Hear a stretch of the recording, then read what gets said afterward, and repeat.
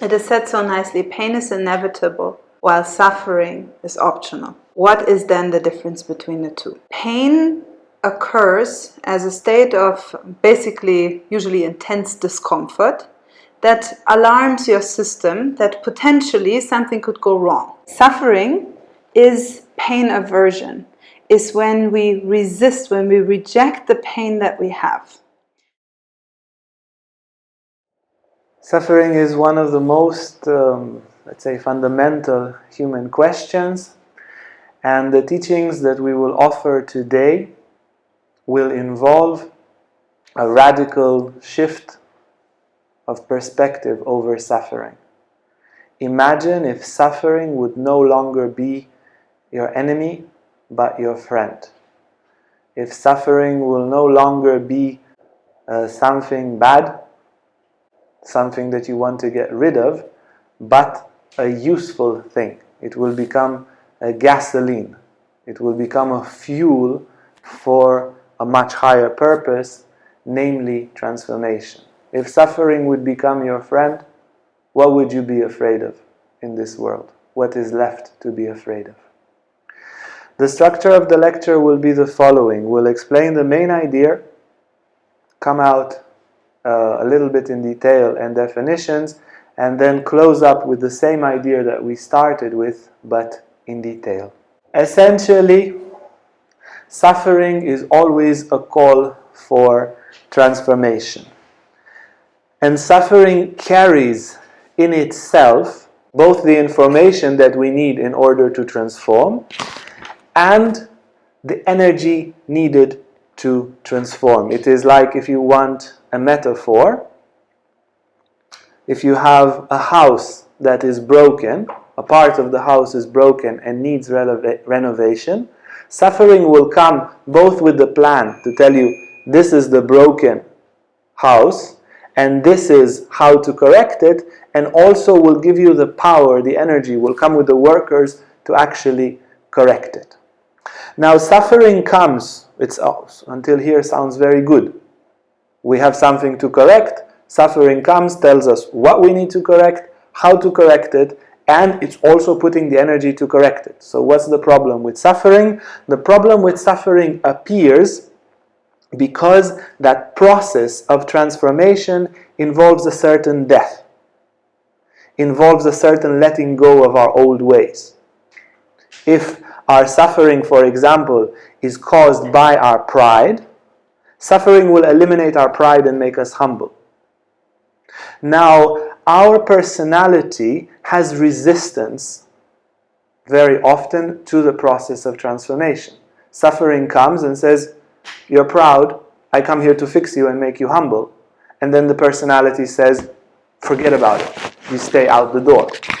So the workers and power of suffering stays out the door and is fighting your personality. And suffering tries to get in order to correct you, and you push suffering out. The doctor comes with a medicine, and the doctor will never give up, and you push it out, you push it out, and you push it out, and suffering will never go away until it does its job. Your personality can continue, resist for a day, for a month, for a year, for lifetimes.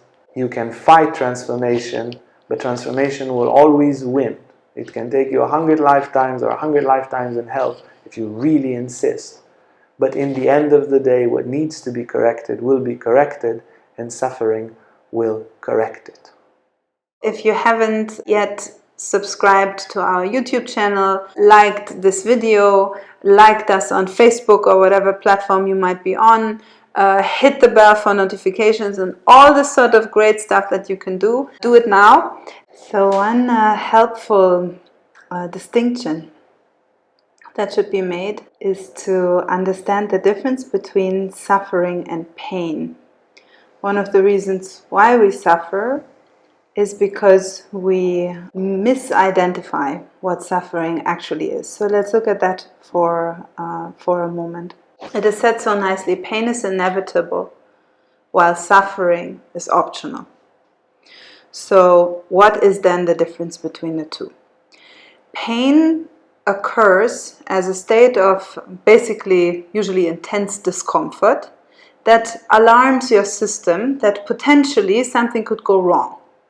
Maybe some of your bodily tissues could be damaged if you insist on that stimuli which is coming in, or maybe your emotional systems could be disturbed, could result in some sort of damage. So your system is making an alarm and it's creating pain for you to be attentive to a certain situation.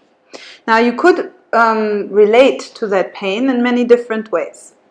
Let's say you have a tumor in your body and there's only one particular medicine, the last option that you have so that you will live, and it's a medicine that works 50% of the time. And the indicator for it working is that you will have excruciating pain in the tumor.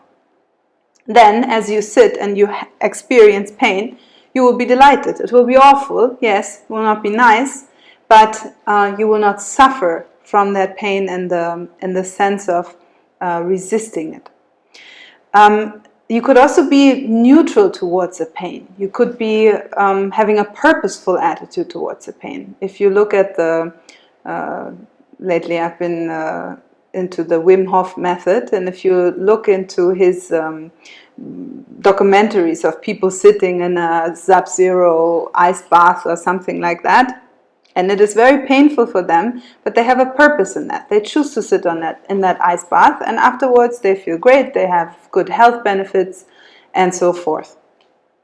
But then what if somebody would be forced to sit in a sub-zero ice bath for 10 minutes like they do in these crazy movies? If that person wouldn't choose to do so, wouldn't want to be into that, wouldn't have a purpose in that, but resisted, that person might even die from that temperature and from the shock and the resistance of being subdued to that pain that is not wanted. So you could say that suffering is pain aversion, is when we resist, when we reject the pain that we have. For many people, there's sort of like a quick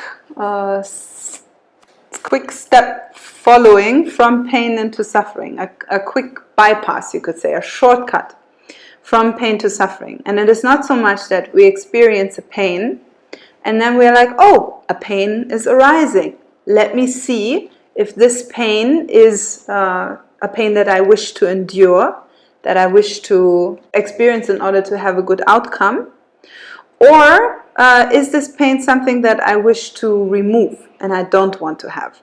I don't want to have this pain. Okay, let me start suffering. It's usually not like that, but mostly a pain arises and our default mode is, let's suffer. Let me already feel awful about this and reject it and hate it and so on and so forth. Now what usually results from that is that we get stuck in an ego-feeding, personality-feeding, resistance spiral.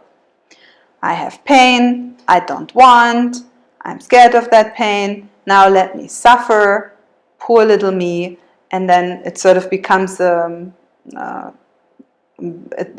like an automatic attitude to whatever pain might be arising inside of you. Now in Tantra, the viewpoint upon pain and suffering is quite different. They are not by default considered bad, but it is rather understood that when pain is chosen in the right moment, when discomfort is chosen in the right moment, for example, when we are feeling the pain of being in friction against the limits of our own being, then from pain, from suffering, transformation can actually arise. In Tantra, any experience is considered a gateway into enlightenment, a gateway into bliss, a gateway into freedom, a gateway into deep inner truth. And with suffering, it is not at all different. It is a pointer towards a deeper transformation of finding ourselves. So keep this in mind to distinct, first of all, between suffering as this continuous aversion as we know it in our day-to-day life of pushing away a painful experience, but actually that you do have a choice of experiencing pain in a meaningful way, in a purposeful way. Not necessarily saying that you should be seeking out unnecessary pain in one way or another, but that especially discomfort could be something that we seek out to transform, and also the suffering that we anyways are facing can be utilized to transformation. Let's see in the following part a little bit the mechanism of how we come from suffering to transformation, and also see some practical aspects of doing that. Hey guys, if you like this video, make sure to like and subscribe to our YouTube channel for more content on spirituality, Tantra and more. And if you want to sign up for our online classes or for our retreats, you can see our website on the description below.